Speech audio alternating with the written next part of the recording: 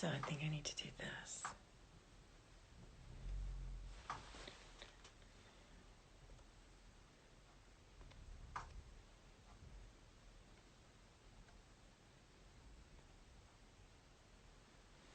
So I came on a little early today. I have a 4:30 with Tamara.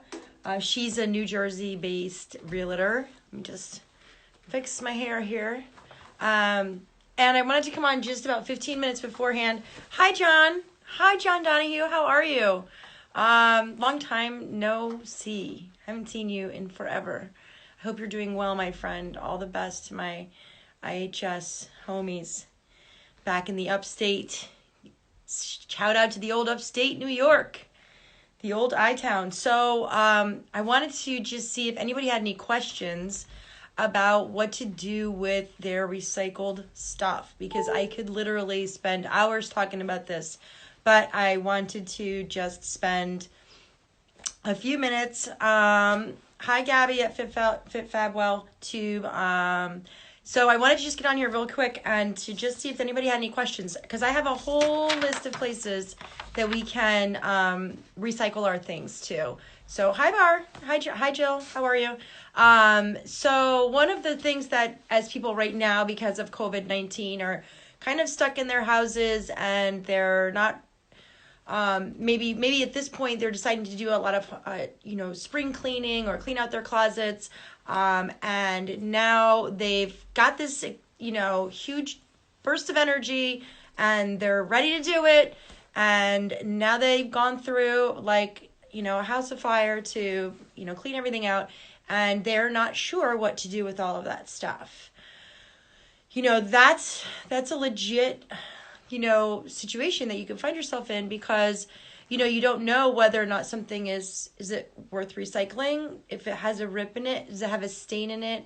Does it have sentimental value to it, that it's your old cheerleading jacket, John Donahue, and you don't really want to get rid of it? And it's hard to make those choices, but if you can limit it down to really 4 different areas that you want to put your unwanted stuff in, one would be complete textile recycling, which we can talk about that. The second can be donations, and we can bore that down a little bit. Another can be consignment, and another one can be where there's consignment where you donate it and it goes to consignment and you're going to sit there and they're going to have to handle it. And then there's consignment that you're going to do on your end, which would be through ThreadUp or Poshmark or any one of those kind of online consignment shops. Those require a little bit more self-management, rather than if you go to a local consignment shop. I know Refinement Boutique over in Belford, New Jersey is one of my favorite. Tatiana is an awesome little addition to there, but Refinement Boutique is one of my favorite places to go for consignment when you're just looking to take stuff in. That is really cool. As a matter of fact, I actually, now that we're talking about it, I bought this jacket at Refinement Boutique, and after I brought it home, I checked out the label and the lining, and the lining is so cool, and it's got all these different little pockets, that the retail value of the jacket itself is I want to say it's like in the 157 or something like that, and I think I bought this for 35, maybe 37, 38, under $40. So I feel like this jacket has the reason why I buy it, and this is where we're going to be going soon with our talk about doing things with intention, buying the clothes with intention, and buying clothes, or maybe as we talk about it with Tamara when she gets on, buying homes with intention. But anyway, going back to the recycling question and quandary, when you find yourself trying to put things into piles and put them into perspective. Hey, Lizzie, you can say, all right, this item here is completely unwearable anymore. So we're talking old underwear. We're talking anything that's got a rip, a stain, old pajamas that, probably have like some sort of discoloration underneath the armpit. Those kinds of things. Things are just things that are, you truly are, no one wants them. Those are going to go towards H&M, And what I love about H&M, when their stores are open, of course, is that they have a textile recycling program that I'm in love with. And the reason why is because when you go to H&M and you drop off your items, you get a little coupon card here for 15% off your next purchase, which I think is a really nice trade-off for me to bring in my old stuff that I know that is not going to be used by anyone else because it's totally ratty and completely awful. So what H&M does, people ask me all the time, well, what do they do with them? So what they do is they actually boil them down to their original fiber. So they'll take these textiles and they'll shred them to pieces, and then they make new clothes. And then there's people also too that drop off stuff that could be reused again. So they'll refurbish those things and give them away to, they have a whole bunch of different organizations that they partner with to help with the causes. Another question that I get to is, what do I do with my old bras? Okay, so bras is another really interesting one because we don't know what to do with our bras. So there is an organization out there called the Bra Recyclers. And if you Google the Bra Recyclers, oftentimes what happens is it'll pop up. It'll ask you to put in your zip code. You put that in, and either Bra Recyclers will come to you and pick it up, or they'll tell you where there's a drop-off bin. As we move into talking about drop-off bins, do not be enamored with the bins that they have at the shopping centers there that say, for the AMVETs and stuff. I really wonder about how often those bins are emptied and then what gets put inside of them, because if we think what we're putting inside of them isn't half bad, there's probably a whole slew of people out there that are putting things inside those bins that is way worse than half bad. So, I feel personally terrible for the person who has to go through that bin. So let's make it a little bit more, like I said, with intention, with consciousness. So we talk about we've taken care of our bras. Okay, now here's another big question I get. What do I do with my sneakers? Okay, sneakers, love that. Sneakers, dress shoes that have like high heels. Remember when you were in the high heels? And I remember in the 90s, man, I wore my high heels all over New York City, and I wore them until the pin came through, the little nail came through. And then I would stop in Penn Station, and I would have the sole guy put a new thing on the bottom, and then another, 100,000 miles I was off. But eventually, your sneakers and your shoes and no matter how many times you're going to refurbish them, eventually you'll have a pair that either doesn't suit you any longer or is completely blown out. Now, if it's something that can no longer be used by anyone, we've got Soles for Souls, and that's SOLES for SOULS, and you can look that up online as well. So Soles for Souls is a great organization, and what they do is they take those shoes and they refurbish them, and they have their organizations that they take the shoes and redistribute them to, more impoverished countries. So that's the Soles for Souls. Oftentimes they have an ambassador, and there's a lot of times people don't know this. They'll, if you go to the Soles for Souls website, it'll say it'll give a name of a company that's doing that. And that actually means that there's a person who works at that company who's an ambassador for Souls, who's collecting them at his location. So, for example, it might be somebody at AT&T, and so you're going to go and drop off the shoes at AT&T, but you're not actually dropping them off at AT&T. You're dropping them off for John, the ambassador for Soles, who's going to put them in the back of his truck and make sure that they go to where they're supposed to go. So those are two big ones that I get, the bra recycling and the shoe recycling. Another thing too is there's two other ones I want to bring up with regards to shoes. One is sneakers. So sneakers is an awesome topic because we're talking about sneakers that can be in any condition and they can be in any size. So I'm looking for older sneakers because, sneakers that can still have life in them. I'd rather see them be moved on to somebody who could truly use them and put them on their feet. But sneakers that are beyond wearing any longer, I love that Nike has it's called the Nike Reuse Program. And what they do is they actually cut the sneakers up into tiny little pieces, and they use them for the rubber on the playgrounds for little kids. So, instead of having mulch, which can sometimes breed some bugs, and mulch is kind of gross and can be itchy, and so the sponginess of the shoes and of the material from the sneakers is a little bit softer for kids on the playground. So that's another one. And my last thing I'm going to say is both Patagonia and North Face both have a program. So if you have a nice jacket that you think to yourself, you know what, this jacket is either beyond repair, I love it, it's great, but I wore it 10,000 times and it's from 1998 and it's seen its day, then in that case, what you want to do is both, like I said, Patagonia and the North Face both you go to their websites and they will tell you exactly what to do with the unwanted jackets. So unwanted jackets that are in reasonably good condition, I would encourage you to find a local, there's local child services. Hi, Gloria. There's local organizations that help little kids, like, for example, kids who are now being put into the system or put into some sort of a foster care system. They need clothes. They need clothes right away.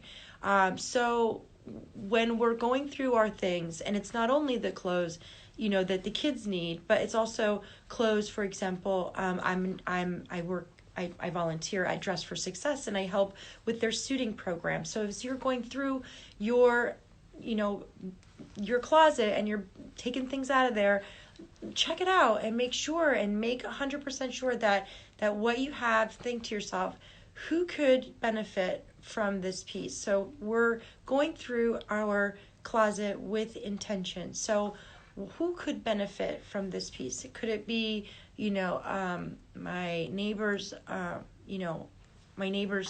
sister who just got divorced, and she's starting from scratch, and she's about my size, and there's could have been somebody.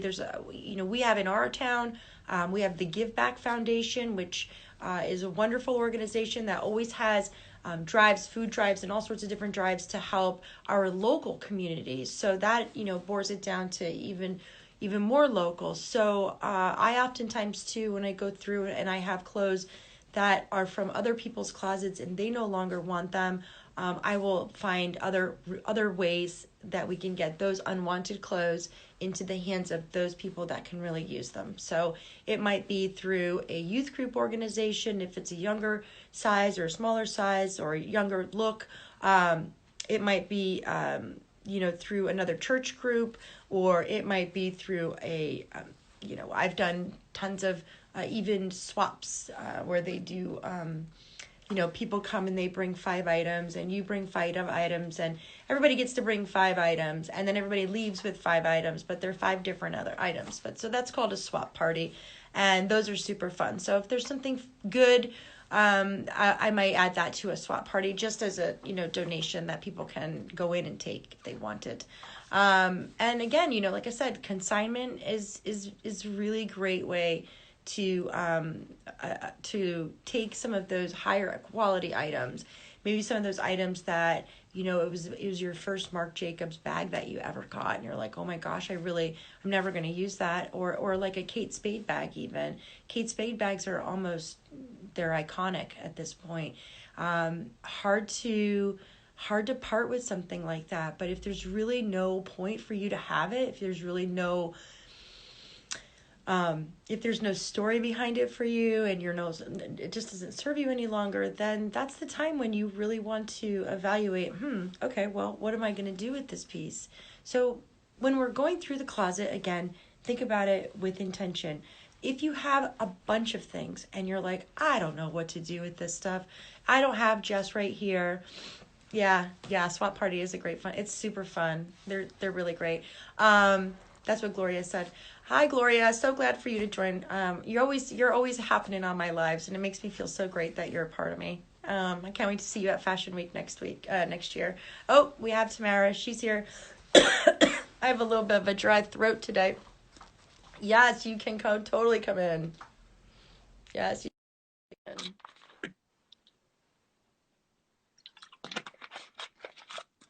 Here comes Nicole. Can't live without her. Hi, Hey, how are you? how are you? I'm doing great. So I hopped on a little early and I did a little tutorial on what to do with like your recycled things that you don't want from your closet. So just rattled off some great organizations that people could become a part of to when they do decide to start going through their closet, which many people right now are choosing to do that because we got nothing Right. else to do. So Yeah, I did a little bit of that myself in November, but now I'm gonna start working on that this week. So I'll take that list from you because I have a lot of stuff that I can get rid of for me and my daughter. it's actually on my website, on my blog. There's a blog called What to Do with Your Unwanted Items, and there's tons of links there, and it's all broken out by. And that's what I was telling the people who chimed in before.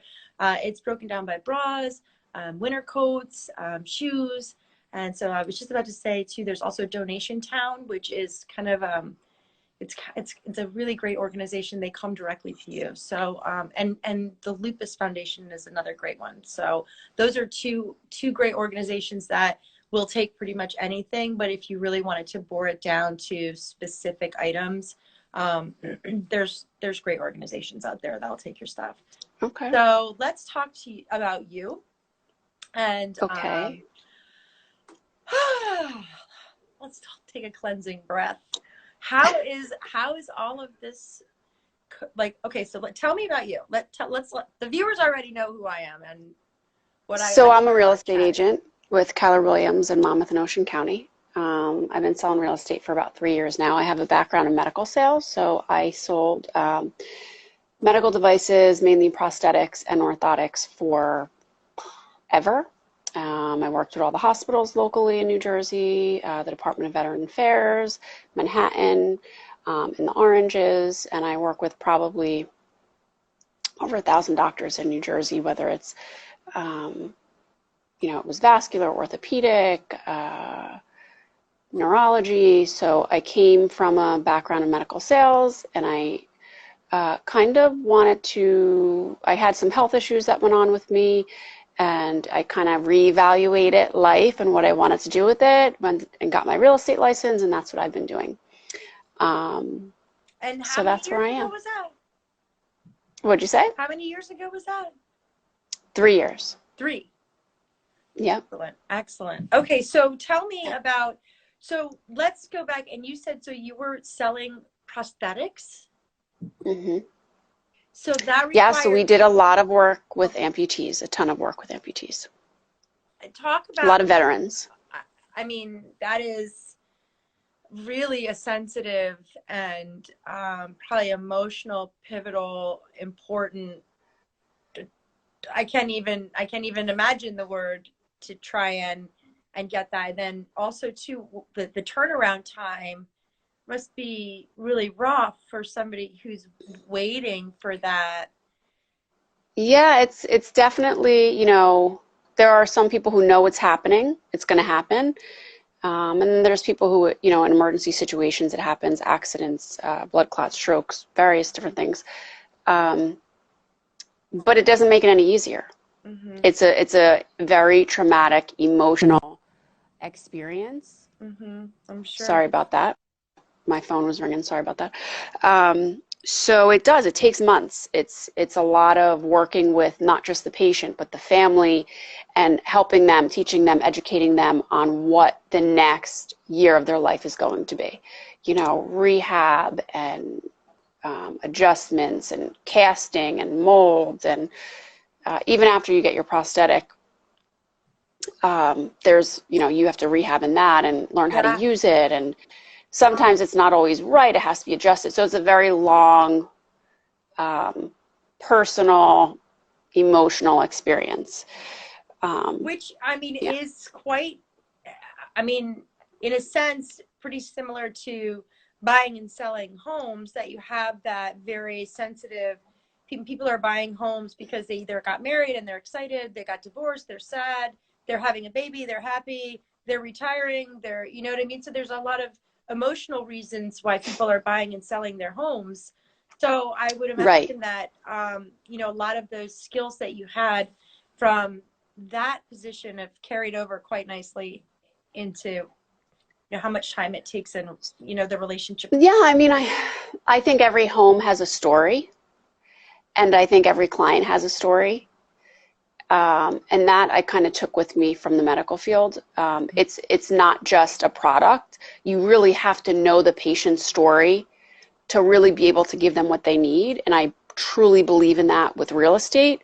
You know, people coming out of a divorce, people who never thought that they can ever own a home and thought they were going to be renting forever or living with someone forever. And then you kind of go on this journey with them to repair their credit, get them approved, you know, help them like financially, what they need to do to save their down payments or whatever. And then the process of buying a home, and then the end result is like this joyful, it was stressful and emotional, you know, and exciting and all these crazy roller coaster feelings. But then at the end of the day, then they walk away with their keys. It's like, you know, this great thing, you know, this great accomplishment. And it's not a fast process. Sure, some homes sell very fast and close very fast, but on average, it takes, you know, a couple months. So it is like and in that process, you're with someone so much, you build a relationship with them. Yeah. And I think that story is just so important. And, you know, it's one of the largest financial commitments someone can, most people are ever going to make. Totally. So it's a role I take very seriously because, you know, this is like a life-changing experience for a lot of people. Mm-hmm. 1 second, please. Yeah. Yeah. Sorry. It's fine. Surprise visitor. You didn't realize. I'm sure my daughter's going to pop in here any minute and be like, Mom, you've been on calls all day. What are you doing? Yeah, it's fine. Come on. When the door's shut, I think that means something, though, doesn't it? I mean, like when I was a kid growing up. But we don't get it's like. Yeah, we don't get privacy. It's like no. Yeah. There's none, especially now, not in quarantine. There's zero privacy at all. Right. Okay, 100%. So tell me about some of like, can you give me an example of like one of your best success stories of like when you talk about how you're with somebody and you've had to repair their credit, or they've been wanting to own a home, or they've had a certain, you know, amount of setbacks and you were able to like overcome those, and or you know, something like that where you know you took the horse by the reins and were like, I got this, you know what I mean? Because they, you know, we're so one of like my favorite, so I have two. One of my favorite, it was actually a seller. They had previously listed it, their home, they built their home and they raised their kids in their home. Their kids were all off to college and they absolutely loved their home, and they had a second home a little bit further south of us. It was just too big for them and it was time to, you know, move on. But you walk through the home and the story was like, my son played soccer in our basement because like if it was bad weather out, like I just moved all the furniture and they practiced soccer, and it was like the scuffs on the walls from like the hockey pucks and the hockey sticks, and you know, like she was so like, this was our home, you know, this was everything, and they were struggling with selling it. It was such a great house. It had previously expired and not sold with another agent twice. But it's like, you know, they built it like with their own hands. Mm-hmm. They poured the foundation. They picked every detail out, and then they raised a family in it. And then it was time to let it go. And they didn't understand why somebody, like, why would they, this is a great house. Why does no one want to buy it? And, you know, we had so many showings and so many offers. And by the time that we had, sold the house, we didn't have an issue selling the house. And we sold the house in, I think it was like 60 days, less than 60 days, I believe.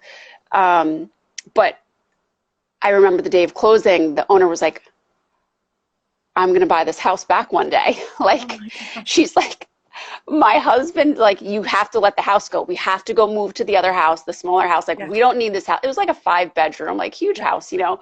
Um, and she's like, no, like one of these days I'm going to buy this house again. Cause like, this is our home. I love this house. And like, one of the things that helped sell it was I knew their story. Every time I walked through a room, I could say, well, this wood came from this, and she picked this out because of this reason. And the floor in her son's room was different than the one in her daughter's room, and this is the reasons why.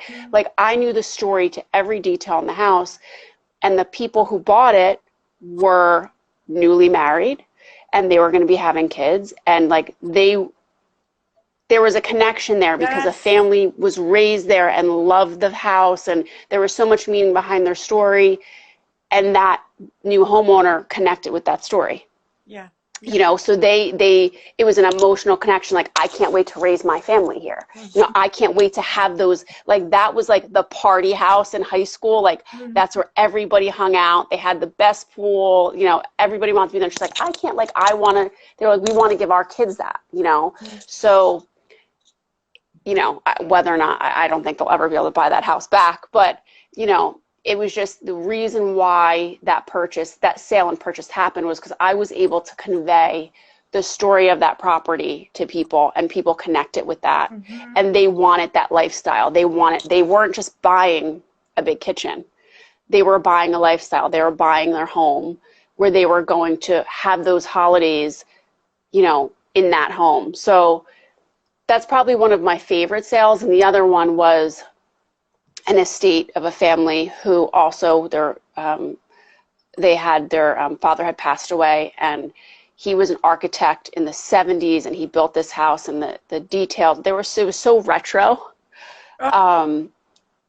you know, and Vintage. and the kids were, it was so retro. Like, I can't even explain.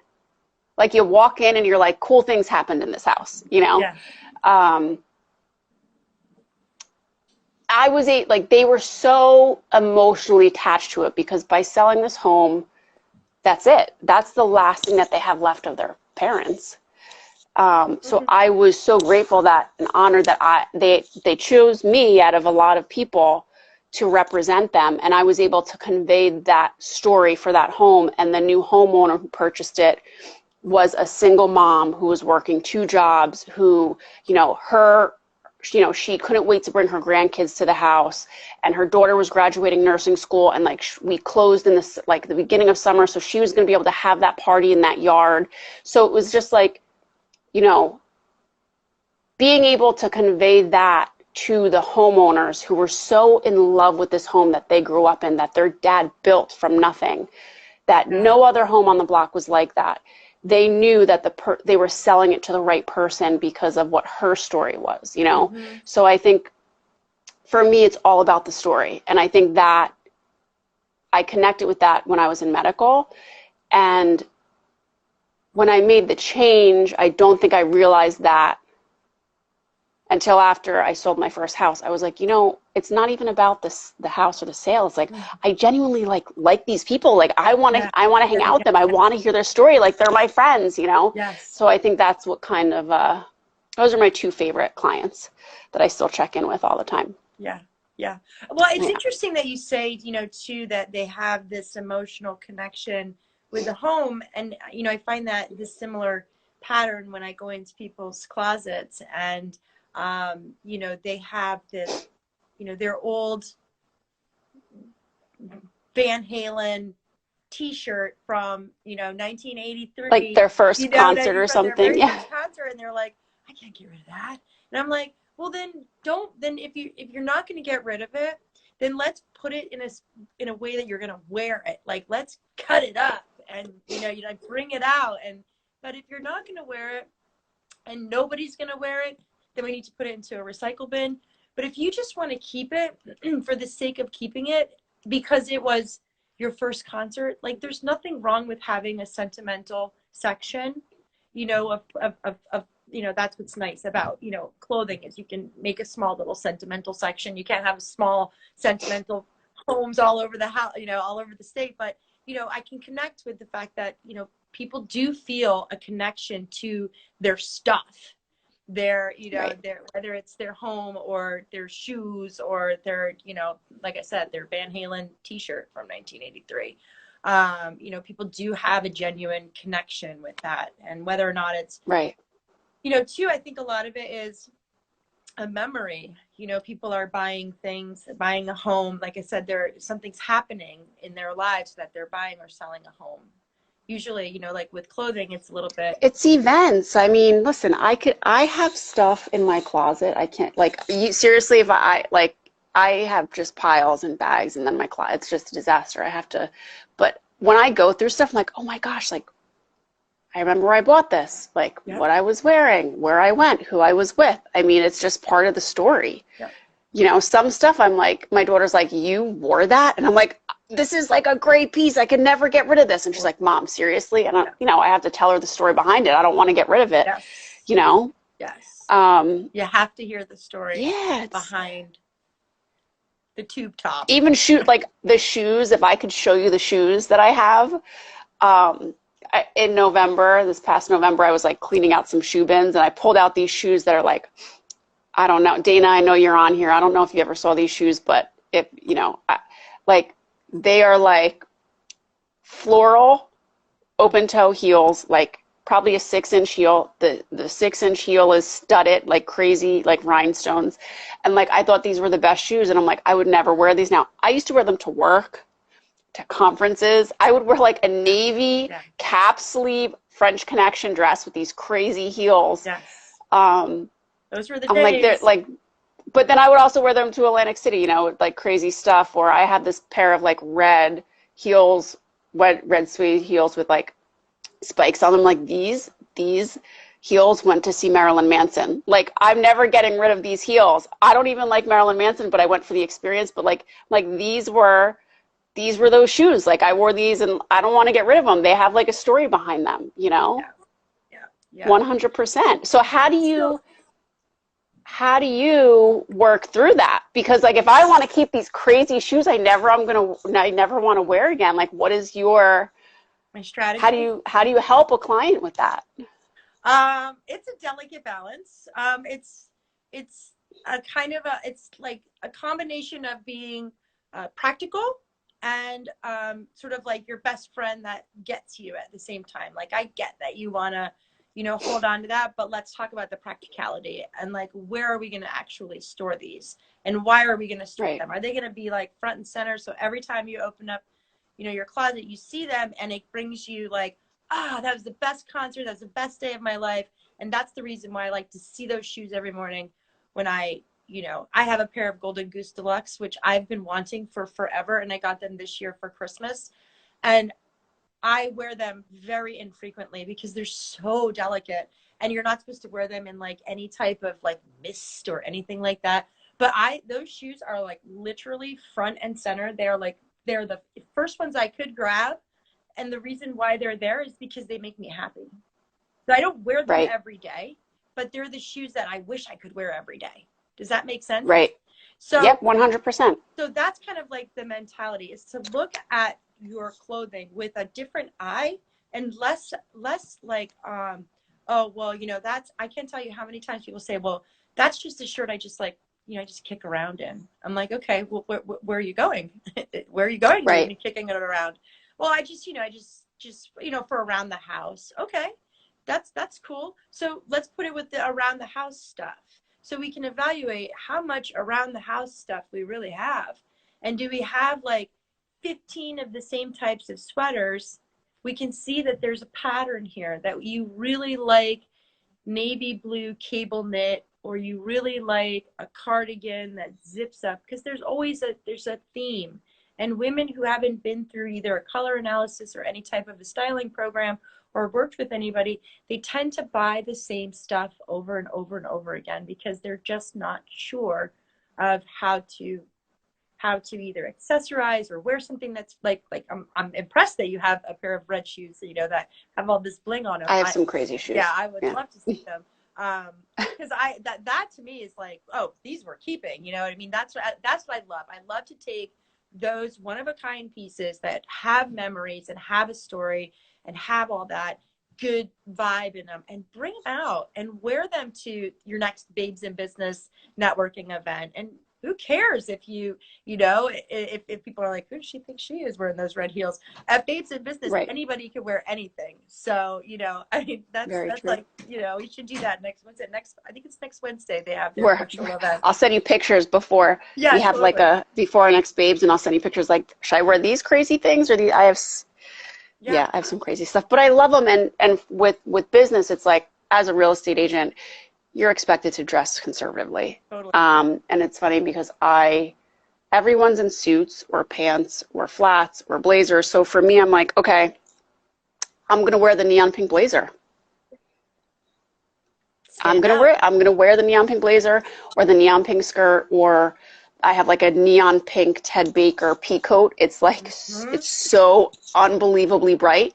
But in the winter when it's not super warm, but in the winter when it's like just cloudy and gross and you have that like winter depression, I'm like, I'm going to wear that. I'm going to wear my neon pink blazer. And people are like, oh my gosh. Like, I'm like, I brought color with me because I think how you dress is how you feel. Yes. Totally. How you dress is how you feel. And it brings us to a really interesting topic, which is what happens to us right now when really nobody's looking at us. We're looking at each other through the lens right now. But, when this is over, I can go upstairs and take my makeup off and pull my hair back and nobody's going to care. It's not like I have to go to my next meeting or something like that, so it's hard to find the motivation now to get in the shower, even to get in the shower, to, wash your face, to still use the good makeup, makeup, and to still wear wear a necklace, to still put some earrings in.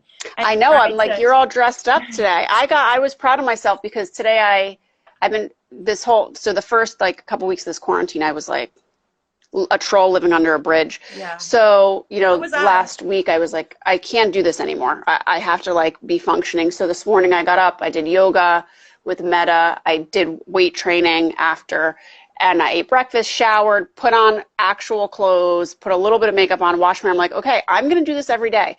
I cannot continue to wear like AM and PM pajamas. Nope. I have to start like getting back into getting ready, and then I'm still doing a little bit of work from home as much as I can, given what's going on. There's people who want to buy houses right now and there's people who don't. So, doing what I can from home, but just like feeling like I'm just a little bit put together. It's like a mindset thing, for sure. It is. And I think one of the things that also helps me is, this is a funny thing. I always put shoes on.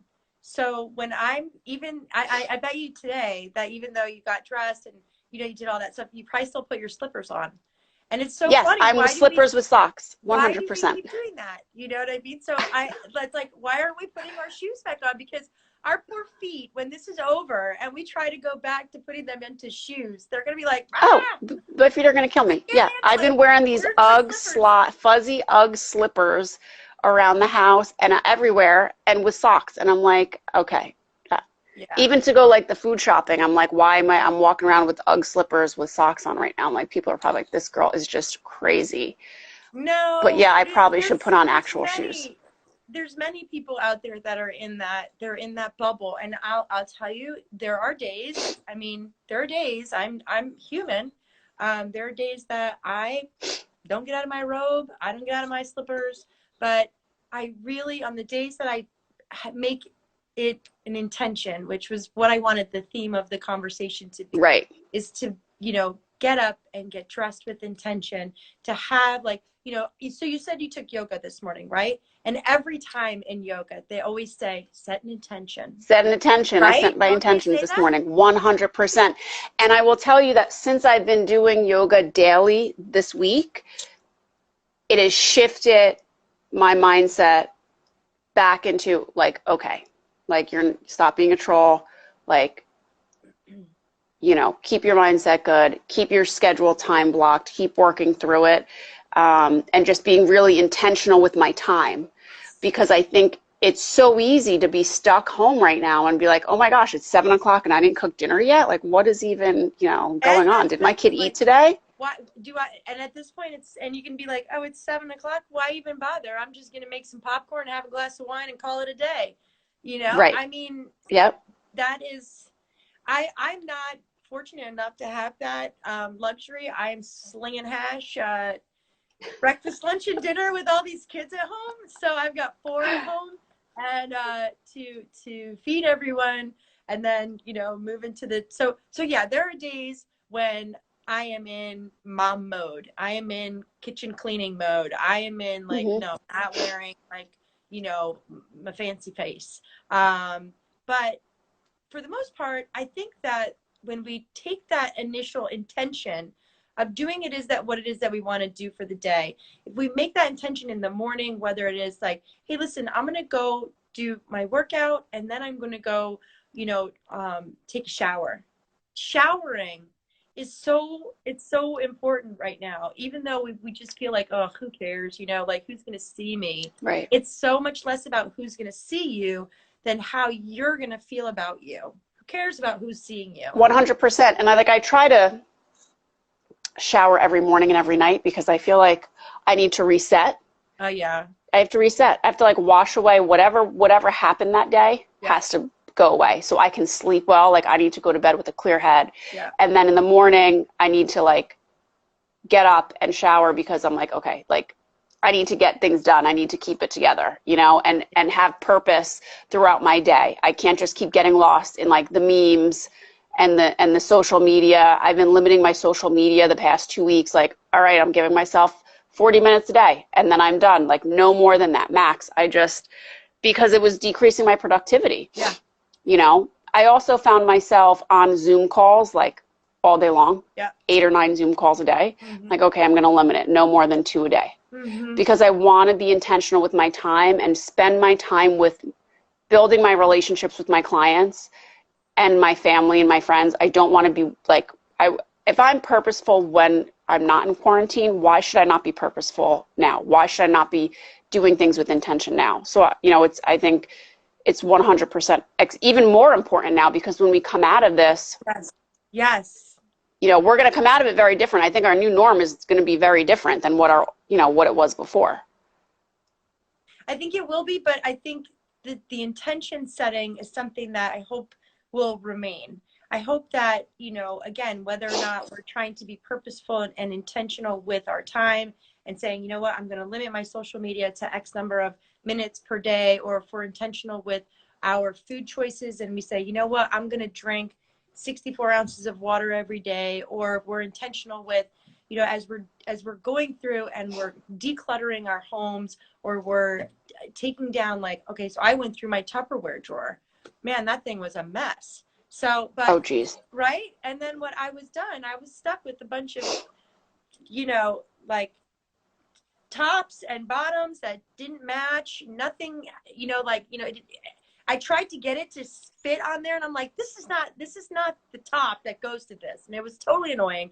So I scrapped the whole project and I put a bunch of Tupperware in the recycle bin because it's plastic and that's where it goes.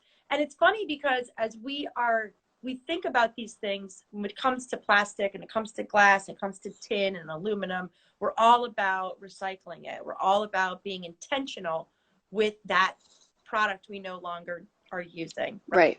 So like who doesn't, I know I rinse out my, my orange juice jug and I put it in with the recycle bin and all those other things. So when it comes to recycling, this is what gets me all like hot and heated is people don't have that same mentality when it comes to their clothing. They will tend to take their clothing and just toss it in the garbage and be like, I'm never going to use this shirt anymore. I'm just going to throw it in the trash. Like, and I feel like being like, wait, like, hold on. There's Right. so many different things that we can do with that shirt where it's not going to end up in a landfill. So, I wanted to tell you about a couple of shocking statistics. One statistic is that really only 20% of what we recycle, meaning what we give to Goodwill, what we give to AmVet, what we give to those bins in the shopping center there, only 20% of that is usable. The other 80% ends up in a landfill. So that's 80%. Ugh. I know, 80% of what we think we're doing the right thing. Like, we're going through our closets and we're, you know, taking things out and we're thinking, okay, Right. this is great. I'm going to take all these sweaters and I'm just going to put them in a bin and I'm going to, you know, I did the right thing. I'm going to drop them off at Goodwill. Goodwill is like, you know, it's the catch-all for everything. So, but the sad part is that really only 20% of what we give is actually used. The rest of it is thrown away and put in a landfill. And when it comes to our clothing and how it's made and the different fabrics that they're using now with technology, things that, like, we reverse back 10 years ago, they were making, you know, the polyester and rayon and acrylic and you know, nylon, all those materials were coming out and they were so great because they're stain resistant and they're, you know, they're wrinkle proof. And if you have a pair of polyester pants, forget it, they will last forever. They will last forever, which also means that they will last forever. It'll take them forever to decompose if we put them in the ground. Right. You know? True. I didn't think about that. That's so true. We have our organic cotton, you know, cotton, linen, hemp. These organic you know, fibers are much easier to break down. And so when we're talking about intention, when we're looking to get rid of our clothes, so we have a bunch of organizations. I can help you. If anybody has any questions about where they want to put their stuff, they can always reach out to me. I have tons of different organizations I can refer you to. But you know, also to your, you know, your local places and where are you gonna, when you buy next, everything I was telling you about the Tupperware. So every Tupperware should have a top, right? Just like every pair of pants should have a top that goes with it. So if you're going through your closet and you're like, oh my gosh, I have this random, you know, I don't know, skirt or something like that, and you're like, it's I'm like miscellaneous central and I just try to put it together. Yeah, if you have miscellaneous central, I love miscellaneous central because from somebody like me, that to me is like a kid in a candy store because I could be like, let me put this with that, and they will look at it, and I could put it together in minutes. But for some of those folks that are a little bit more challenged with that, you know, try to make sure that every Tupperware has a lid. You know, try to make sure that every bottom has a top that goes with it. Otherwise, you're going to end up with a bunch of stuff that's in your closet that you're never going to wear because you don't know how to wear it, or you just haven't had the courage to wear it with something else. You know what I mean? Maybe you have a bright, you know, you were talking about your bright pink, you know, coat. Maybe somebody's like, ooh, that's a little too much color for me. But man, I'll tell you, when it's black and gray and winter outside, that is such an amazing strategy for a pop of color. Yeah, and I mean, you know, clients are like, oh my gosh, the girl with the pink jacket. Yeah, but it's also something people remember me by because I'm always in the bright pinks. But, you know, I just think it's part of your story. Your clothes and how you present yourself are part of your story. Again, we're going back to that. Yeah. You know, it's part of who we are. And it's your brand. So, you know, when I'm going through people's clothing and or, you know, their closets or whatever, you know, what's their message? What's their brand? Who do they want to be? Because you can look at two different people like Nicki Minaj and, you know, Taylor Swift, like two completely different types of styles. Right. My son's school is calling me at 5:02 to tell me that he doesn't have enough money on his lunch card. He's not been at school for like 3 weeks. He's not going back. So again, mom life. It's all good. But anyway, going back to that, so it's kind of like, you know, what's your brand? What's your, you know, and if your brand is a pop of color, because that's what I'm hearing from you with, you know, the neon top, or, you know, the bright pink jacket, or the, you know, the hot red stiletto pumps here. I think pops of color are probably more your jam. Is that correct? Yeah, I definitely, I don't know if I would say, well, you're going to have to look at me with the color wheel and tell me what my color is. But I tend to go towards anything that's bright pink. all the time. Like, I don't care what it is. If it comes in 4 shades, I'm buying the bright pink one. Gray, blue. I have some like royal blue stuff, I think. Okay. But yeah, it's like that's like my wardrobe. If you looked at my wardrobe, it's probably a ton of black because of business and gray, and then lots and lots of pink stuff. I have pink shoes. I have like pink suede shoes. Now, is the pink just something that you're gravitated towards, or is it part of like who you are? But you are. I mean, I love it. It's my favorite color, but when I buy things, I'm like, I just think it looks better. I don't I don't disagree. know. I have a lot of pink stuff. It's really like, I probably should, try to switch it up a little bit. But Well, and there's nothing I don't know wrong. why. It's just I've always gravitated towards that. Maybe that's your style. It's kind of like the Pink Ladies. Remember, they were like a little rock and Yeah. roll. You know what I mean? They were a little tough. They were a little, Yeah. And Rizzo, remember, she was like the, maybe hmm there's a little. Yeah, that was Rizzo. what was that? Grease Lightning? Grease. Yeah, that was Grease. It was Grease, right? Yeah. Yeah. So, so color wheels and coloring, we can talk about that for a hot second. So the way that you said that you tend to go towards these pinks because you like the color pink. And you said you have some royal blues and some other blues inside your closet, and a lot of grays. What's your favorite color besides pink? I would say I'd probably go with blue, like a blue or a teal. Okay. So, can you tell me, when you look at your veins here, what color do you see more in your veins? Let's take a look at that. Green. So you see more green. Okay. To me, I think. I mean, they're so prominent. Look, like they're just like.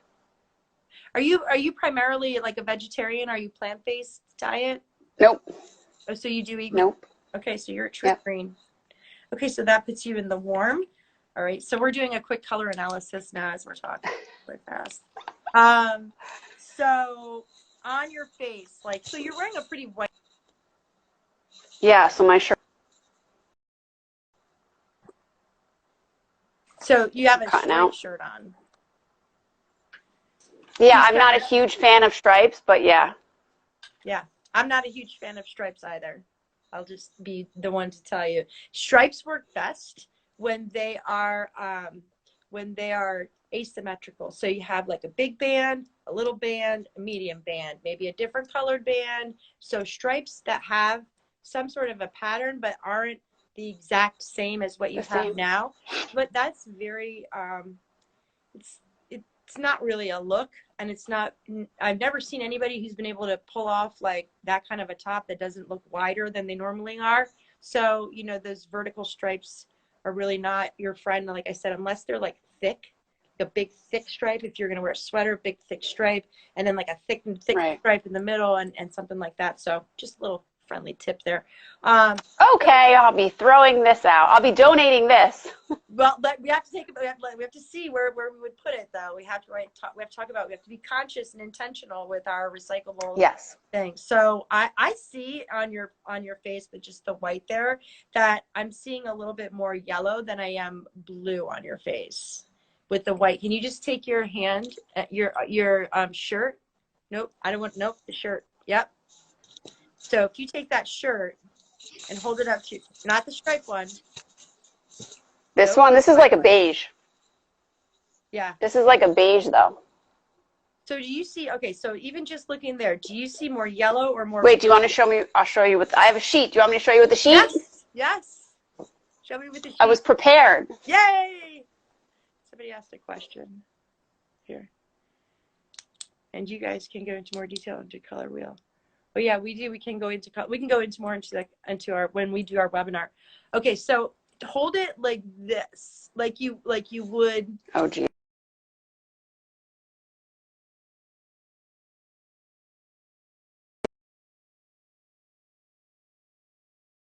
There we go. Are you there? Can you see me? I can see you. Yeah. Okay, ready? I'm ready. Okay. So hold it like this, like up, so I don't see. There you go, exactly. So now when you see your face, do you see more blue or do you see more yellow? I don't know. I can't really tell. I just see dark circles under my eyes. That's what I see. No, I don't see that. I will say I see more yellow than I see blue, even though your eyes are beautiful. I will tell you, if I wear like a mustard yellow kind of shirt, I feel like my skin tone looks better. Is that weird? Nope, because that's where we're headed right now. Is that what you're saying? Nope. So actually, I have a shirt that I'll show you. Oh, Jesus. So anything with like a peach or a gold undertone is going to look really good on you. So when you talk about those pinks, I would like to make sure that they're a little bit more on the less on the hot pink. I mean, I know you like that color, but when we talk about what color is going to look best on you, something that's more of a peach or a golden. So like if I wear this, nice. That's beautiful. I feel like I have a better skin tone when I wear this. Yes, that looks great. Yep, totally. Okay, so let's look at your lips real quick because I don't have lipstick on. Do you have lipstick on? Nope. Good. So I would say that your lips are more brown than they are pink. I mean, can you see them? Yep. They're just like. Yeah, but when you see when you're somebody like me who's accustomed to doing it, I'm like a doctor. You know what I mean? I was like, oh, okay, yeah, check. It's like I've seen this, so I pretty much know already. And then with jewelry, I'm gonna guess that you look better in gold than you do in silver. What do you normally wear? I switch it up. Okay. I'm gonna show you right now what I have because I forgot to pull these out before. I probably should purge my jewelry box at some point too. Oh, I actually have on my website, there's a blog on my website as well as how to purge your jewelry box. Cool. All right, so let me go back in the other lighting. So usually, I don't wear like a ton of jewelry, but I will do like a statement necklace when I'm working. That's about it. So here's, hold on one sec.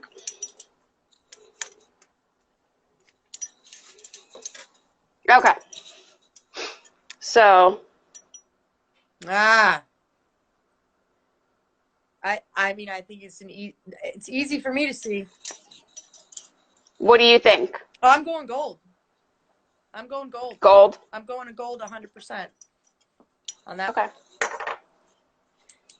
So my current jewelry is like what I wear every day is, can't get this thing off my wrist now. It's just my little words project bracelets and my little, this is my daily. Yeah. But I think there's like, the feel good bangles.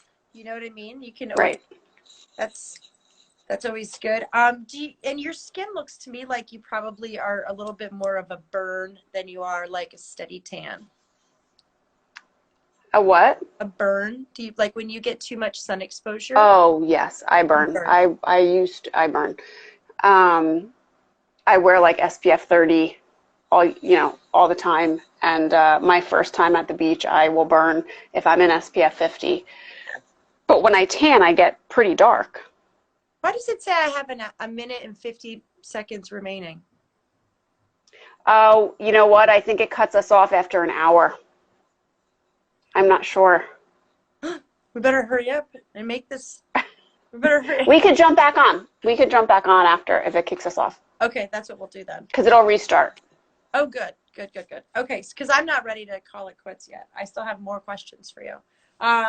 So I'm going to say, do you dye your hair? I do. So I'm like dark on top. That's natural. And then this is my dyed color. Would you consider that more of an ash, platinum, or a golden mahogany? I don't know. So I don't know what that is. It's not ash. I think ash is pretty is more towards gray, right? No, it's like kind of more of the tint of it. It's like it's kind of like an ash. It's got like it doesn't have like shine to it.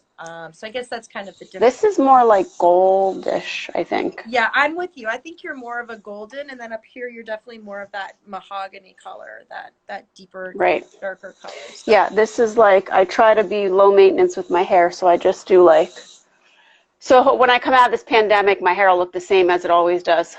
Because I don't really, I keep it very ombre. Oh, I don't really do much with my hair except for I have to straighten it. That's.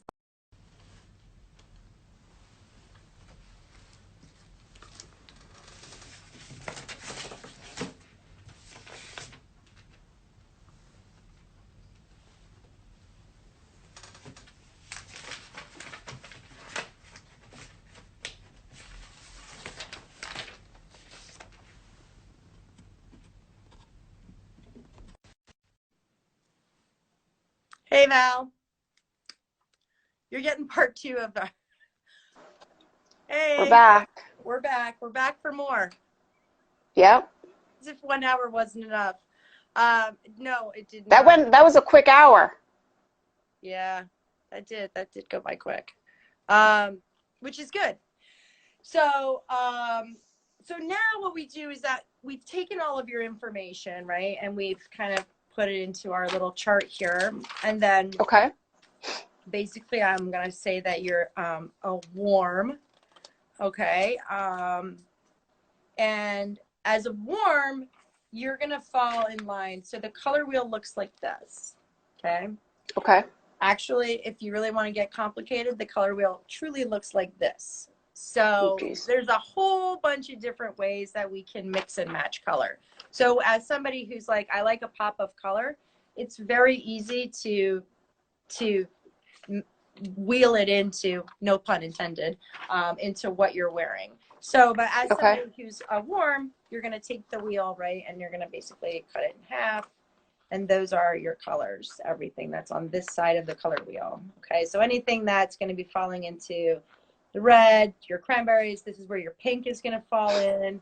So anything like that is going to be for you. Your mustard. I could do red. I do red. Cranberry. So I especially since we're doing a lot of Zoom calls, like the jewel tones actually look best when we're doing Zoom calls. So I would stick to the jewel tones, which would be like, if you know what those are, like your amethyst and your, topaz, which is pretty much the color of that. So I would, if I were you, I would use that shirt, the mustard colored one. I would wear that for like every single one of my Zoom calls. I feel like I need less makeup when I wear that. It makes me look tanner. My skin tone looks more even. It gives your chin, the dimension, so that we see where our chin stops and like the rest of our face, goes. So, so the next thing that we would do if I were, and this is something that, we're going to offer, is a little bit more comprehensive as a style session. And that would be something that people can book through me, a 30-minute style session, which we'll be going through all of these things, such as, your vein color, your eye color, what your skin tones are, your undertones, where you fall on the color wheel. And then I will ask you, which I'm not going to ask you to do set right now, but I would ask you to then take some measurements so that you would know exactly what kinds of cuts are best for you. So we would evaluate whether or not you have so there's basically this many, these are the different body shapes, and based on what your measurements are, you would fall into one of these 5 categories. And then you just kind of get a better idea of what it looks like with somebody who actually has like a figure. You can see how the waistline goes in further as you go to the right. You can see how she's got a true hourglass figure because her waist is, so in order to be an hourglass figure, your waist needs to be 8 to 10 inches thinner than your hips, that's a lot. That's 10 inches. That's crazy. So that is what would be considered a true hourglass figure. So people who are like, and the numbers are what they are.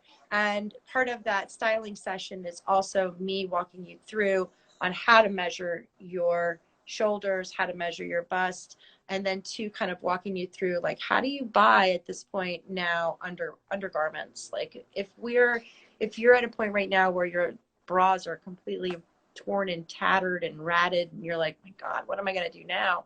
Like I can walk you through the process of how you can purchase a new bra online knowing what your measurements are correctly. So I can teach you how to do your own measurements. I am fortunate enough that I've worn the same type of bra for like the last 6 years, and I never need to go and get refitted. I just keep rebuying them. And at this point, I've gotten the sixth model lower, so I get my bras for like $14 from JCPenney. So, and it's always the same bra. It always fits me great. So once people find that one, that one really good undergarment, Right. it's really easy to keep up with them because most women will buy a bra and they won't remess time that they actually, where did they buy it? Do you remember where you bought your last bra? Me, oh, Victoria's Secret, which is like overpriced and horribly fit. Like they lie about the size and yeah, Yep. And the other 100%. thing, um, they I don't want to disparage anyone at all because they are a business and they have a point and a voice and a place in the world. But for women who need the proper support for the right figure to enhance our figure, to make us feel better, to make us look better, we need to go to a store that specializes in or need to seek the help of somebody who can properly fit you and make the right suggestions on Right. it. So I'm way more I have, and like you, so this was another thing I was going to talk about, because you said that you have like a team of people that you work with. You have somebody that helps you with one thing. Right. So I have, I have a stager who I trust highly. I have a contractor who I trust. I have an electrician who I trust. I have a designer who I trust. So, I have all these people in place. So when people, need something for their home, even if they purchased a home from me a year ago and they decide they want to redo their bathrooms or their kitchen or whatever it may be, I can give them a phone number of a contact of mine who I've personally used in the past for other clients or for myself that I know are trustworthy. I know they're not going to overcharge them and price gouge and take advantage or not show up to the job. Mhm. So Well, one of and the benefits. contractors unfortunately have a very bad reputation. Oh, And it's their MO. And I tell my guys, I'm like, listen, what is it with you guys? Like, is that like a prerequisite? You got to just be yeah, late for everything or not show up. yeah. So, but I'm fortunate enough to be very close with one who does a lot of work for me and is trustworthy. And he knows, he will feel the wrath of Tamara if he, if there's something I feel like is remotely out of whack with the pricing for a client and a client tells me, I will call him and be like, why are you charging this much money? And, he'll break it down for me so I know why. I think it's so important to have those relationships because I don't want to see any of my clients get screwed over by anybody or taken Right. advantage of, and this goes back to them.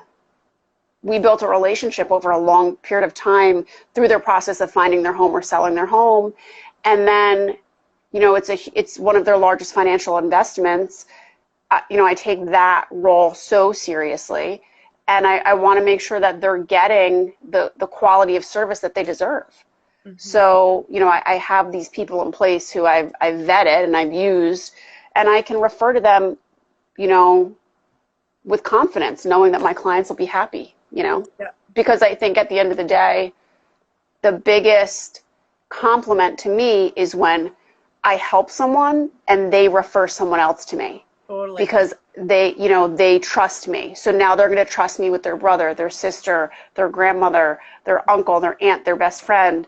To me, that's the biggest form of compliment. So, And it's not I a think little that's so thing. important. It's not a little thing to have. It's not at all. That's a really big compliment. That is a huge compliment and I actually just had that before the coronavirus happened. I had somebody who had gotten as a referral, and she was so confident in me that she wanted her sister-in-law to go through the process at the same time.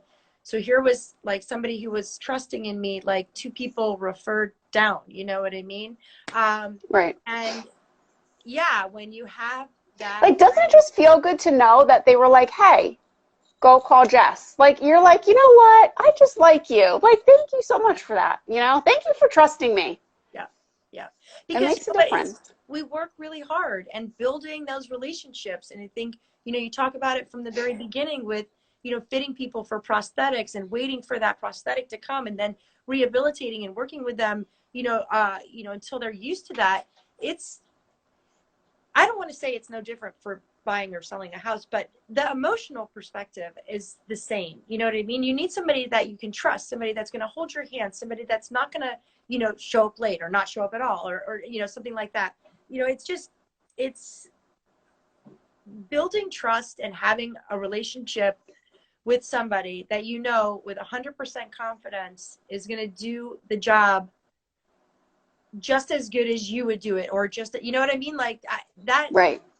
you, I don't know. I can't. Like, if I wouldn't trust that person to do something for me on my own house, if I wouldn't refer my own brother, my own sister, my own cousin to that person, I'm not going to refer that person to my client.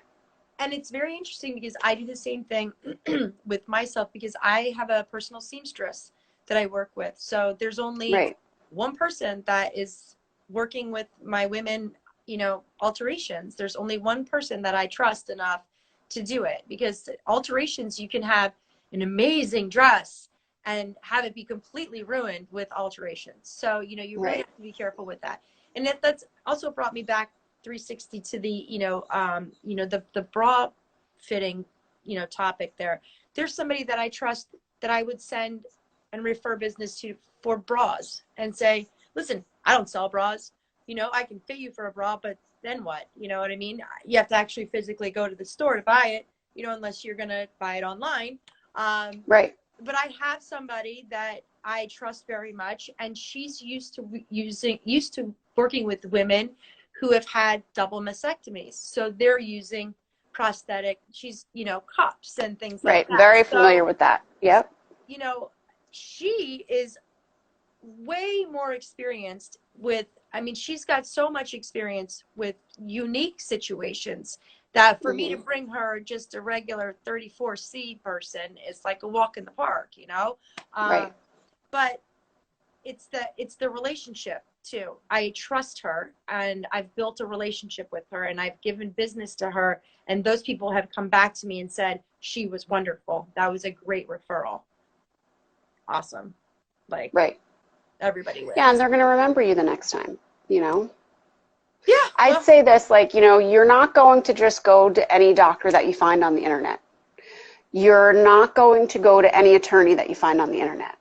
You're not going to just go to any car dealership. Like, it's not how, when we are investing in our health, or when we're making any type of purchase, we research it. We want to go to the best cardiologist. We want to go to the best neurosurgeon. We want to have the best attorney, right, with the best reviews. So, and I think that comes in both of our professions. You know, there are thousands and thousands of stylists. You're an interior designer. You went to school for this, you know.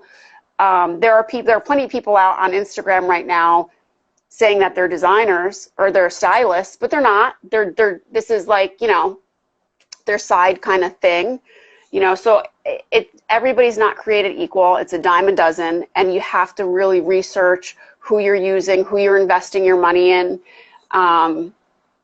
you know, and that's in real estate, and it's the same thing in your profession. and I also think too that it depends too. Like you're with a great organization, which I'm sure is an amazing training program. You know what I mean? So Yeah. I'm sure that they, you know, set We're you up. heavily education based, and one of the things that with this whole being quarantine, it's like I am taking every class, every certificate, every designation course I can right now through the National Association of Realtors, because I need to I have to be intentional with my time right now. I have to. I don't want to come out of this, you know, just being like, okay, like, let me just go back to the way things were. I want to come out better. You know, I want to know more. I want to know everything I can.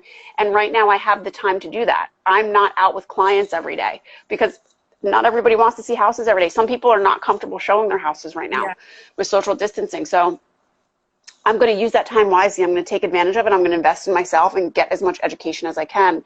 So when I come out, you know, I'm fully prepared. More letters. You got to have more letters at the end of your name. More letters at the end of my name. Yeah, I don't know what all those letters mean, but the more letters there are, the more I'm like, wow, this the better. Really, they got a lot of letters there. It's important. You know, but it's different. You know, I'm sure you see it too. You know, with styling and designing, right?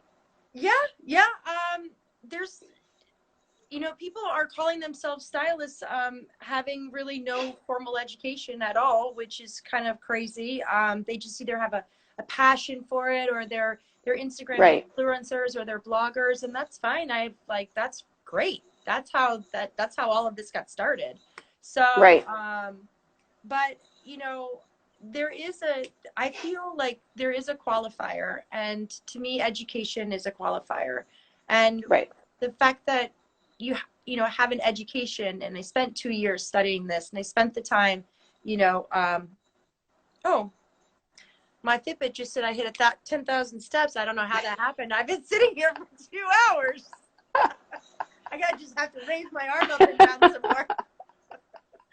So I think education is important. I think always trying to learn is important. I think having tools, you know, visuals, I think having all of these kinds of things, you know, are all helpful tools.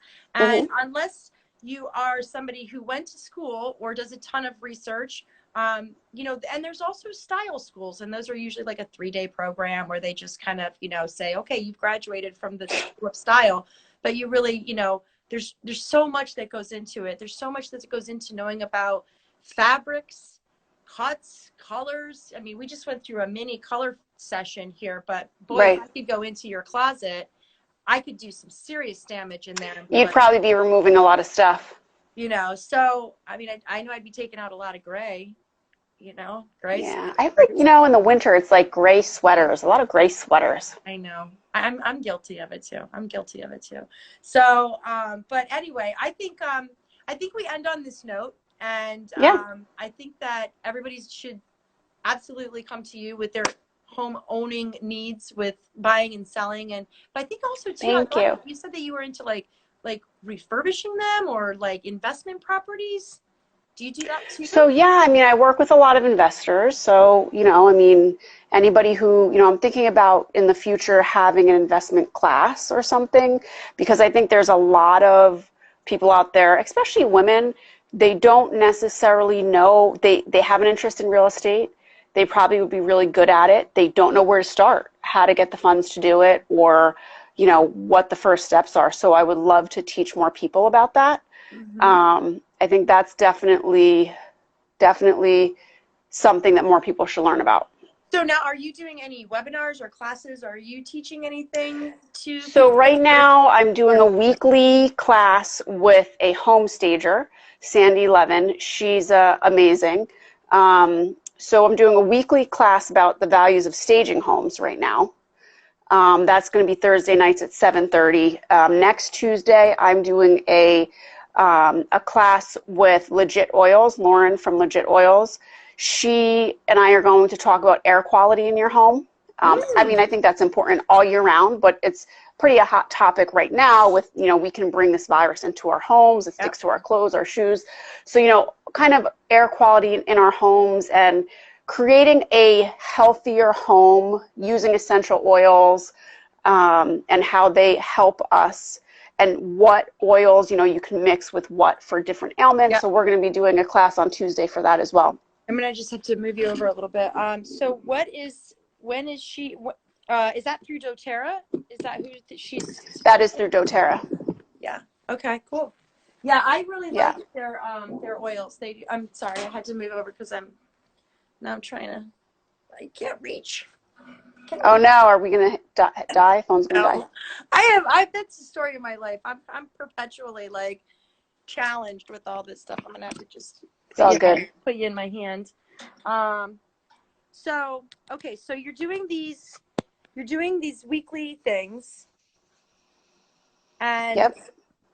you have one coming. Yeah, I mean, I hope to get more on the calendar, all different topics. I want to teach and learn about all the things while we're home, you know? What would be some other things that you would teach on? Tell me.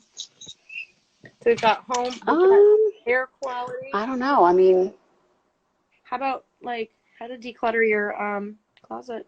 Let's do it. Let's do a declutter class. Declutter and organize, baby. I love it. Purge.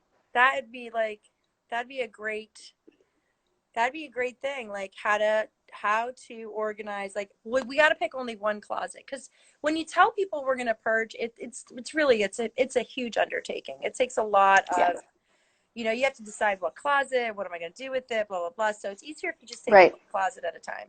And you say, okay, today I'm going to work on the coat closet. Today I'm going to work on the toy closet. Today I'm going to work on the shoe closet, whatever it is. So, you know, we could get a whole series going on all the different closets. So, we'll have to have Nicole. There we go. There's Nicole popping up right there on the bottom. I was waiting for her to pop in and tell us what to do. Tell us what to do. Our boss. Yep, she's the boss of me. That's what my kids think, and I'm like, no, you're not the boss of me. Nicole's the boss of me. She tells me how to do it. Yeah, I mean, let's you know, I'm just all about, you know, community connection right now and learning and teaching anything that we can. I think it's so important, you know. Yeah, yeah.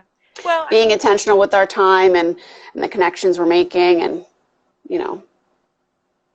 Yeah, being intentional is where it's at right now. I think I want to come out of this, like what you said, I want to come out of this better than when I was in it. You know what I mean? So, put the link to your, okay, I'll do that. The link to my recycling clothes in my bio. Not sure how to do that, Nicole. Nicole sent me a message, so I have a link in my bio with all of the links to all the different places where people can recycle their stuff from their shoes and all that stuff. So I'll put that somewhere in here to tell you. Yeah, she can help you set up with Linktree. Linktree is good to create some links to put into your bio. Yeah, I think she just gave you a blue heart for that one. So, all right, well, Tamara, let's get on the calendar, and we will do a closet series, a closet decluttering series. And I think, you know, that would be a great way to get some of your, you know, your clients, you know, on board with an easy way to declutter without feeling like it's an overwhelming project. Because if you have somebody who really steps in and takes over, it really can be kind of overwhelming. So. Right. Yep. All right. And so, all right, well, girlfriend, good talking to you. Take care. And you too. Have a good weekend. Oh my gosh, I can't believe it's Friday. Oh my gosh. Yeah, it's Friday. It's weird. It's not even like, is it even Friday? Does it even count to be? Doesn't even count? It doesn't count. No. Like, it doesn't count as Friday. Every day's a weekend. That's what I'm wondering. Like, do we start happy hour? Because, like, then it means that, like, my Friday is no different than my Thursday or my Tuesday. Or my Tuesday. Yep, 100%. All the days, they're all coming together. Oh, lovely chatting with you. Well, let's get that webinar. You too. We'll do that, okay? Take care, hon. Yes. Have a good night. Bye. Bye.